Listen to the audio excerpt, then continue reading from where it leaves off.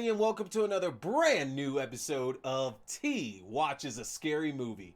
I'm T. We're talking scary movies. I appreciate everybody tuning in for another brand new episode. Remember, new episodes go up every Wednesday night at 8:30 p.m. Mountain Standard Time on YouTube for the video version. Just go to youtube.com/C/Theron Reynolds Scary Movie. Again, that's youtube.com/C/Theron Reynolds Scary Movie.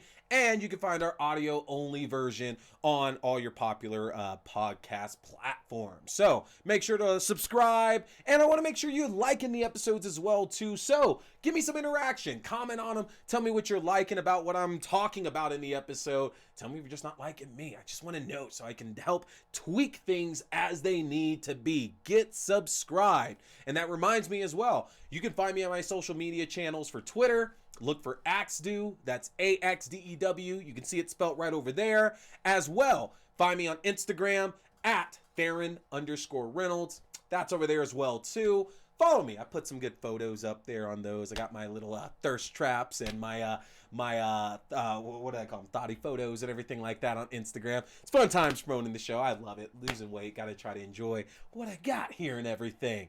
But you also want to find our Facebook group for T Watches a Scary Movie, because if you do, you can find out about our watch parties that we do. When I put up written reviews, you can read those. Fun conversations that we're having in there about games and movies and music and everything as well, too. It's a great time. Go to facebook.com/group/T Scary Movie. Again, that's facebook.com/group/T Scary Movie.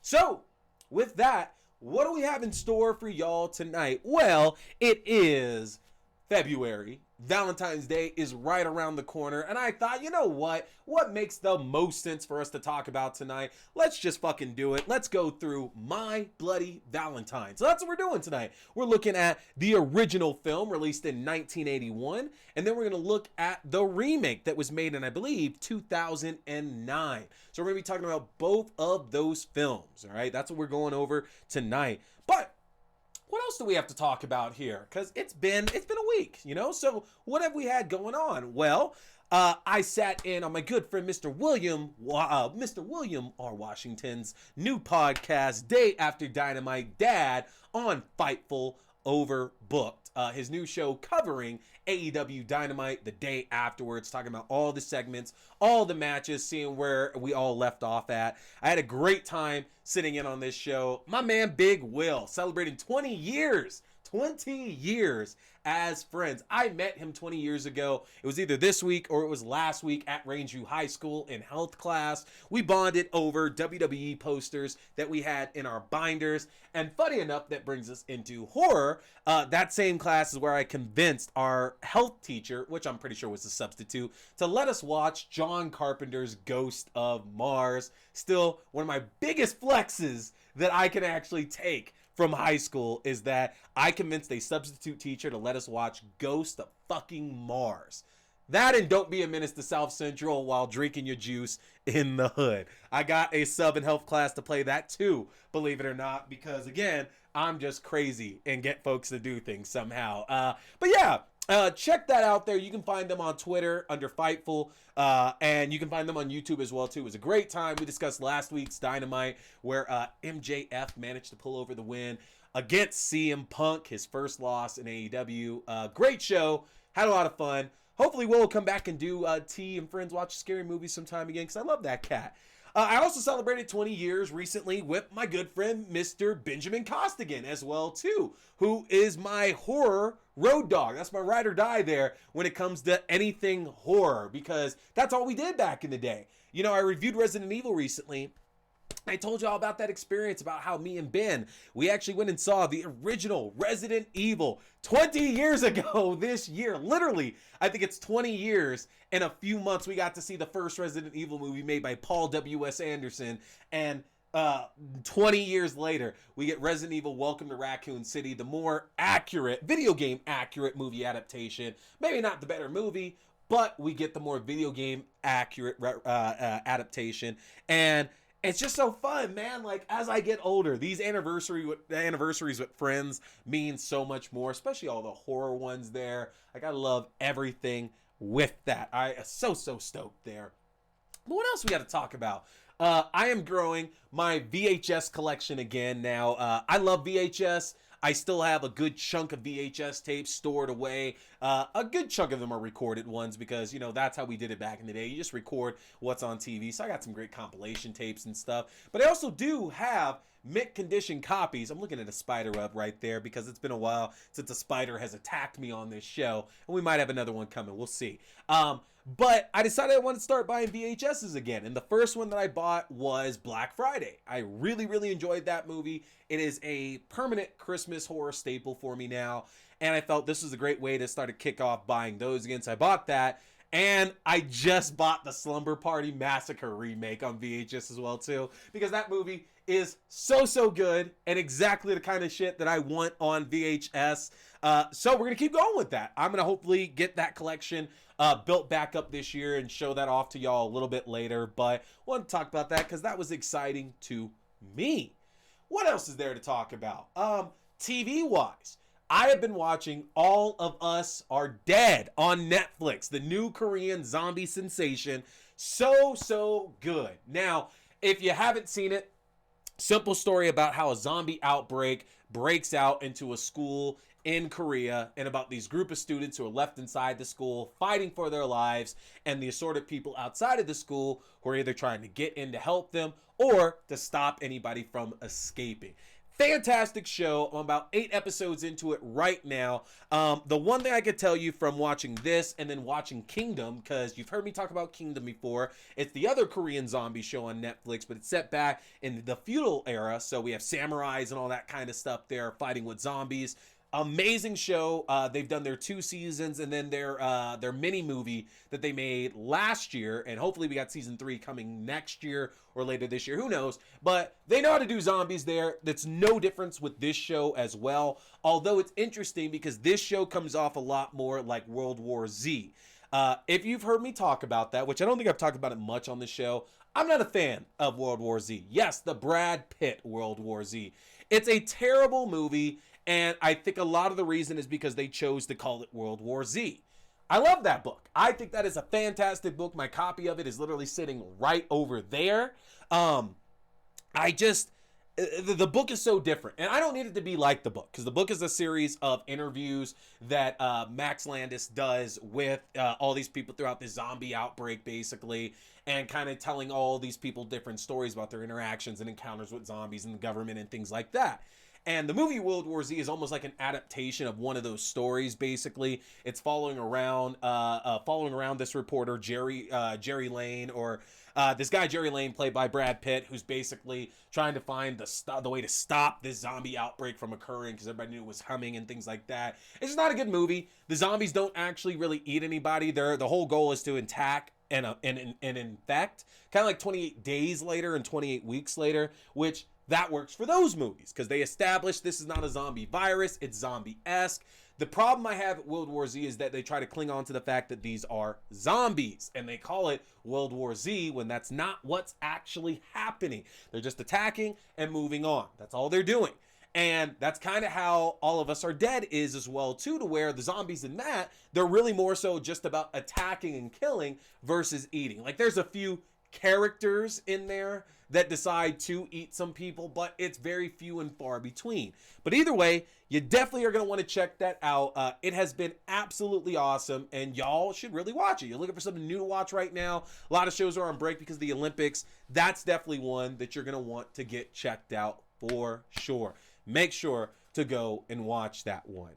Find me on Twitter, like I said as well too. I've been recapping Black horror history, talking about some of the most influential directors, writers, actors, all those kind of people who have influenced me in my lifetime, not just for Black History Month, but more specifically because of horror, because African American culture is so ripe It's such a big part of the horror genre itself that, in my opinion, it's hard to really separate those two when you think about it. You can't think about horror without thinking about black people, and in my opinion, you can't think about black people without thinking about horror, because our entire history is immersed in the horror of us, of a people as a whole. So those two things are just so synergist with each other. Go to my Twitter, check that out there, because I've been recapping one person every day for the last 9 days here now. I just got done doing Dwayne Jones from Ganja and Hess, or you might know him from a little film called Night of the Living Dead as well too. So go back and take a look at who I am putting a focus on. So beyond that, before we get to our movie reviews, we have so much good stuff coming up for y'all. And I know you know what's getting closer and closer. You know, later in the month, we have the new Texas Chainsaw Massacre movie. Wednesday, February 23rd, we will be reviewing it. We're going to be watching it. It's going to be such a good time. You don't watch Texas Chainsaw Massacre because you want all this elevated horror or anything like that. You watch Texas Chainsaw Massacre because you know Leatherface is gonna fuck somebody up with a chainsaw, and that's what we're gonna get. So next week we're watching we're talking The Strangers Pray at Night, and a film I haven't seen in such a long time, Cherry Falls, with Brittany Murphy in it. So we're gonna watch a couple more slasher flicks. I'm loving getting back into slashers because that's my genre right there. I absolutely love it, and I love that Scream 5 is kind of what set all that off, which brings up another point there. Those of y'all who are out there making campaigns and shit trying to change things from Scream 5, look, they were talking about you in the movie, about toxic fandom, all right? There is no gatekeeping to horror, but there's also being realistic about horror as well too. And making petitions to bring back characters that are dead, or to get rid of characters, to change things about what filmmakers are making in movies is fucking stupid. It's absolutely stupid. Because like it or hate it, it's what they intended to do. Okay, we don't have to enjoy it all the time because filmmaking's subjective, all right? Yes, they're making movies and TV shows for us, but they're also making it for them as well too. What they want to write, what they want to see realized on screen. I'm not spoiling Scream 5 yet. If you want those spoilers, you can go back and check out my 4-part series with Mr. Eric Brady, where we go over all of it there. I'll have a link here at the end of the episode for you. See part 1 of that. But you can catch all that there. I'm not going to spoil it yet, but we're not bringing characters back from the dead like that, okay? Like, there has to be an impact. There has to be an impact. And without going into spoiler territory, bringing back this character from Scream 5 would be a huge mistake. We would lose so much of the emotional value that we got by this character being dead. So they can't come back. And also, not that it spoils anything in the least bit here at all, Stu Macher is fucking dead, y'all. I've said it multiple times here now, and I'm gonna say it again. Stu is fucking dead. He's not alive. We all love Matt Lillard. We all love Matthew Lillard. But Stu is dead. He's not masterminding any of this shit from prison or anything like that. He's not waiting in the wings. He's not in police protection. No, his ass is dead, okay? End of story. That's it at that point. But to get back onto a better note there, rather than talk about toxic fandom and stupid fucking petitions, yeah, we got Strangers Pray at Night and Cherry Falls next week. Week after that, we have the new Texas Chainsaw Massacre, and then we're also going to take another look back at Texas Chainsaw Massacre: The Next Generation with Renee Zellweger and Matthew McConaughey. After that, we're looking at Nightmare Alley and Mimic. We're finally going to do a Guillermo del Toro night. Yeah, we'll see how I do with that one. I do love Mimic, though. Mimic is fucking fantastic. I don't know how I feel about Nightmare Alley, though. We have a bunch of werewolf shit coming for y'all in March as well. I have The Curse, the new werewolf movie coming out with Boyd Holbrook. And then we're watching Cursed with Christina Ricci and Joshua Jackson and Jesse Eisenberg. And then a week after that, we are going to watch Werewolves Within, finally, because we were going to do that last year and it just got moved around so much. And we're finally going to watch Werewolves Within. And we're also going to be watching Silver Bullet. So we have so many fun things coming up, and we're going to get that through. We're going to let that get us through the month, okay? So many good things coming up for y'all. So make sure you go into the Facebook page so you can kind of see all of that and get onto the event pages and join our watch parties because we want to have fun with you. So, let's move on to talking movies now. So, the original My Bloody Valentine. This is a slasher flick from 1981 that told the story about a town called Valentine Bluffs. Yeah, Valentine Bluffs. And believe it or not, it takes place in Canada, which is so interesting to me when I think back about this movie because as stupid as it sounds, I know I'm not the only person that does it, but you just automatically assume that everything takes place in America, okay? Like, unless it's like a foreign film or anything like that, you assume like every single movie is probably taking place in small town USA. So it's just interesting this is a Canadian production, and it also takes place in Canada. So Valentine's Bluffs, as far as I'm aware, is a fictional town there. But they run a yearly traditional Valentine's party in Valentine's Bluffs that everybody goes to. It's kind of like one of the highlights of the year. And on this certain year, two supervisors of the local mine decide that they're going to leave early to go and attend this party. Unfortunately, before they leave, they forget to what's the word? Check the methane gas levels in the mine. There are still 5 workers down there, and there's an explosion that traps all 5 workers in the mines. Unfortunately, nobody knows this because of the dance that's going on. So when they later are able to rescue the miners, they find out only one has survived, a Mr. Harry Warden, and unfortunately, he has been driven insane due to having to commit cannibalism to survive, apparently. Now, a year later, Harry Warden reemerges to kill those 2 supervisors that caused all of this and warns the town, don't ever put on another Valentine's Day dance. And over the next 20 years, the town stops doing them, only to slowly start getting back to them as they don't hear anything else from Harry Warden. There hasn't been an appearance in a long, long time. So, of course, why don't we just go ahead and do another dance? Now, from there, speculation is out the window. I like this movie. I do like My Bloody Valentine, but sometimes I feel it gets romanticized just a little bit for having more than what it actually does. And what I mean by that is there isn't much of more of a story to it. Like, there's this inside story about like the police chief, Jake Newby, and what he's dealing with, like with like the mayor, because the mayor is absolutely not trying to have more murders in his town or anything like that. And if kids are getting killed, if everybody's getting killed, that's not good business for him. So they're at odds throughout the film there. But the sheriff seems entirely useless. Which is saying a lot, because in like our old slasher films, the sheriff was usually going to be not necessarily the hero, but the person you could definitely count on to like bust some heads or to save the day at one point or another. They might not be the actual hero or our protagonist, but you can count on them to be there to help the situation. And I felt watching My Bloody Valentine that the sheriff wasn't doing jack shit in this movie, honestly. Like a lot of long stares and a lot of Harry Warden's back. But Harry Warden's dead. He's been dead for a long time. Tell them kids the dance is canceled.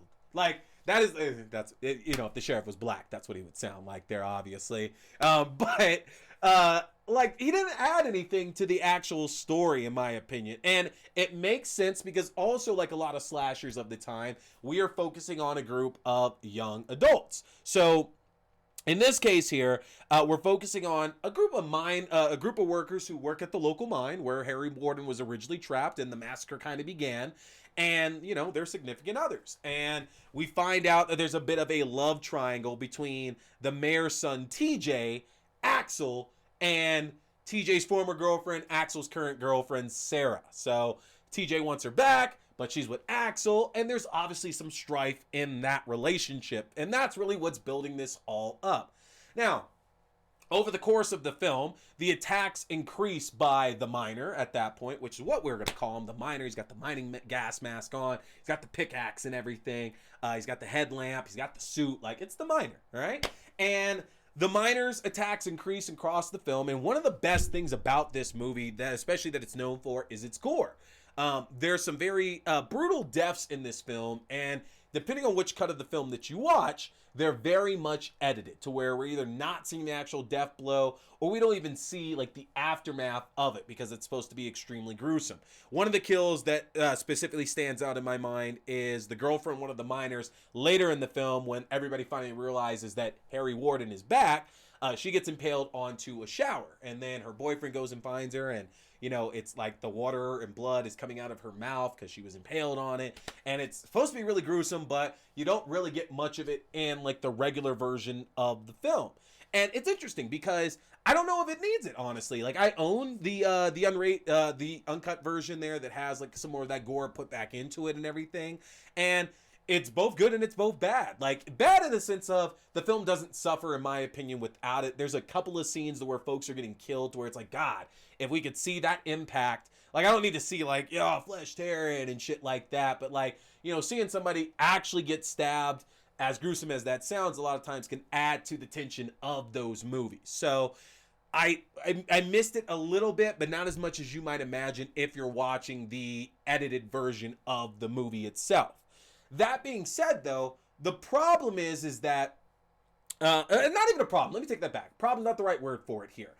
There's a very big tonal difference between the classic version and the remake version, because the remake version makes it very clear that we should know who the killer actually is. There shouldn't be any mystery about it. We know who the killer is. It's very clear, especially even just from things like the casting, who our killer behind this is. In this original one, we don't have that because at the time slashers were still relatively new, and a lot of them were going for it's either a whodunit, it's got to be one of your friends that's behind it, or it's just this unnamed killer. Basically, it's your Michael Myers, it's your Jason Voorhees, it's your Freddy Krueger. These are not guys who, like, some of them wear masks, but the mask's just hiding like a like deformity or something like that. It's not, oh my God, you were Jason all along. No. And other slashers, like My Bloody Valentine, were about that. So we're trying to figure out who this killer actually is.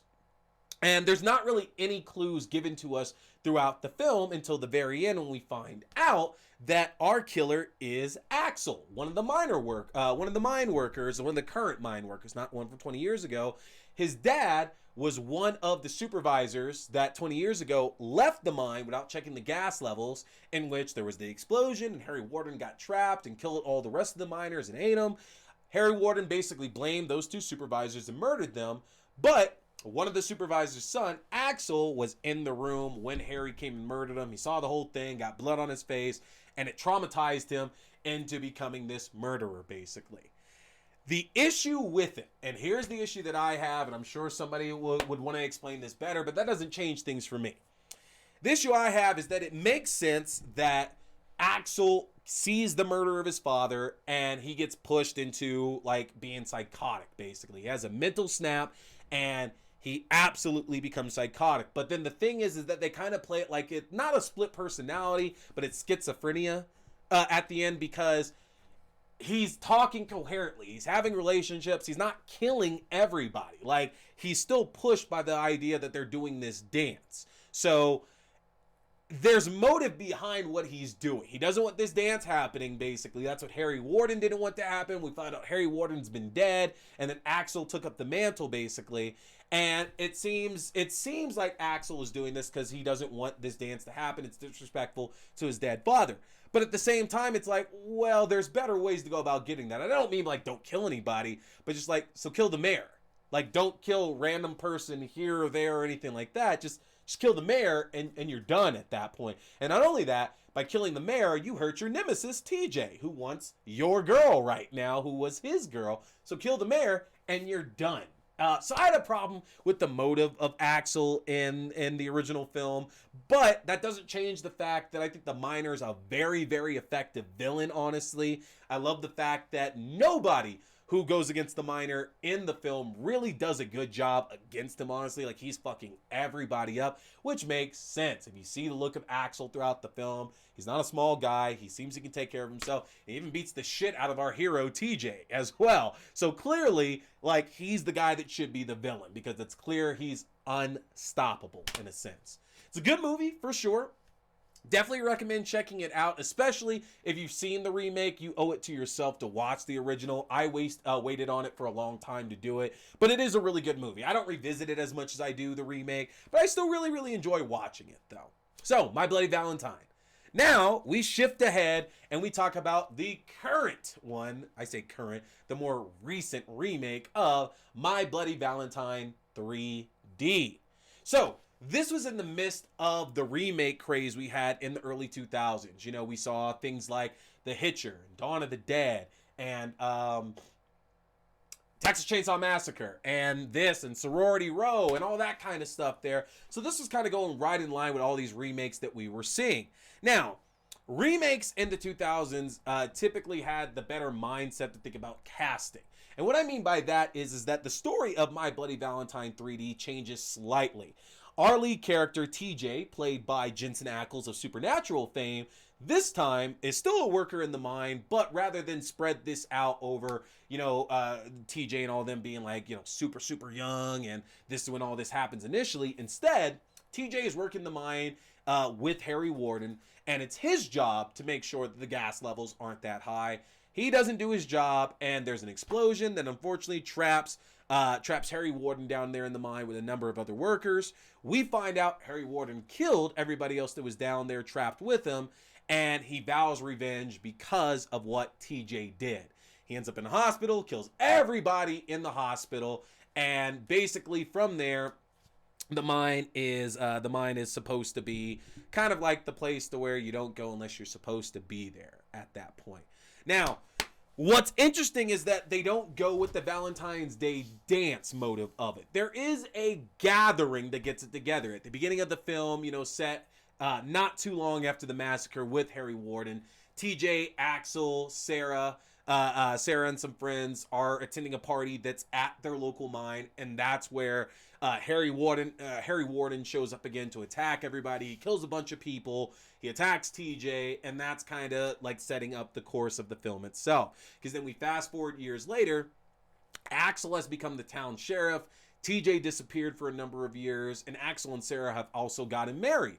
And I like the change up in the story because right away, we still like TJ, but at the same time nobody in this film is likable except for Sarah. Axel isn't likable because we know Axel is, of course, stepping out on Sarah with one of Sarah's co-workers at the local grocery store. Also, Axel is just a bit of an asshole to begin with. He was an asshole when he was a kid. He's an asshole now that he's the sheriff. So we don't really like Axel a lot. TJ comes back into town, and TJ's just weird. That is the problem and the benefit to this movie is that I don't think they try to confuse the fact that we know that TJ is the killer in this one. In the original film, it was absolutely Axel. And the sense made behind that is then Axel was traumatized by seeing his father murdered. With TJ, we do get an explanation. It should be very easy to understand what's happening because it's kind of the same explanation behind it. But the issue is, again, the age. Jensen Ackles and Keir Smith and Jamie King, they all play their younger selves and they play their older selves. So it works out fantastically.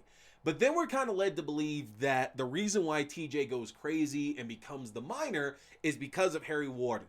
He after Harry Warden escapes from the explosion, he comes face to face with him. He almost kills him, but he gets shot. And the idea there is supposed to be that he was traumatized so much by Harry Warden that he became the miner, basically. But then that's the only motivation behind it. There is no dance. There is no warning of don't ever do a dance again because that's not what caused the problem in the first place. The only real actual strife that we have in the movie is that TJ, Jensen Ackles, has returned to the town to sell the mine.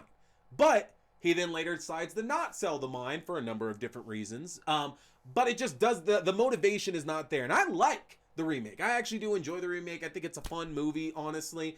But the motivation isn't there for TJ. It's kind of like he's just crazy because he got turned crazy. And that's not necessarily a problem. It's not necessarily a problem. But I guess the thing is that the original, whether you think it was too deep or not, it at least made sense for Axel's motivation of why he was doing everything that he was. The kills in the remake here are definitely more on the like on the same level of the gruesomeness of the original film, and that's interesting to note because if you go back and look at horror films from the 70s and the 80s, you're either going to get way too much gore, which is good, or you're getting not enough gore, which in a lot of cases wasn't so good there. And My Bloody Valentine was definitely one of the goriest like slashers that was released from that era. And My Bloody Valentine 3D, it's interesting how tame it feels by like today's standards, but it does keep that level of gore and brutality that the original film had. So if you like the kills in the first movie, you're gonna love the kills here in the remake as well. There are some very inventive ones. And also, I think 3D movies are so fucking great, honestly, especially the horror ones that we get, because I love the stupid tricks they do to remind you, hey, this is 3D. So of course, Harry, the miner's got to be throwing the pickaxe, and the pickaxe has to come through the window, and somebody's face has to go right down on the pickaxe. Like, all these things, basically, they have to come right at your face, and I fucking love it because it's such a cheap gimmick that's so much fun. And we still do have 3D movies these days as well, too, but they're actually, good 3D movies now. I miss cheesy 3D from, like, the 2000s, and I miss cheesy 3D from, like, the 70s and the 80s, too. Like, man, there's nothing like seeing that in an old school, like, choppy horror film. Now, beyond that, it is cool to see Tom Atkins in the film. If you remember Tom Atkins from Night of the Creeps, Halloween 3, amongst other things. Very cool having a legend in this film there. But, again, the flip of My Bloody Valentine 3D is that for all the cool kills and the modern look of the film itself, because it really is just updating the original film. Like, yeah, we lose some plot points, but nothing that's too vital to it. But the thing is that without the motivation being better for our killer and TJ in this one, it just doesn't hold together the same way that the original film did. Still a good watch, but you're gonna feel that it's lacking. This is not ever gonna be on anybody's best of list, I feel. It's a perfectly serviceable slasher there. But again, the motivation of the miner unfortunately hurts the film just a little bit, so it can't be as good as the original movie. And that's it, y'all. Let's watch them together and let's find out what you think of the two My Bloody Valentine movies. What do you think? Do you like the original more? Do you like the sequel more? What do you think about Axel's motivation versus TJ's motivation in the remake? And then lastly, why didn't we ever get an actual sequel to this? Because it does seem that it would have been pretty easy. Because I'll have you know, in both versions, the miner escapes. In the original, Axel loses an arm and runs off crazily into the mine, screaming like a madman. In the remake, TJ gets out of all of it and kills a worker and takes their outfit and just disappears. So clearly, there is sequel potential for both. So maybe this will end up like Black Christmas, and we'll get another My Bloody Valentine sometime here in the next few years. It's not a bad idea. So get to the Facebook group. Get the watch party information so you can come and watch in the Discord, the original My Bloody Valentine and the remake with us, y'all. Discord.gg/T Scary Movie. Again, that's Discord.gg/T Scary Movie. And that's it, folks. I appreciate you tuning in. Make sure to subscribe, to like, and talk to me. Comment back, y'all. I'm T. We've been talking scary movies. Stay scared.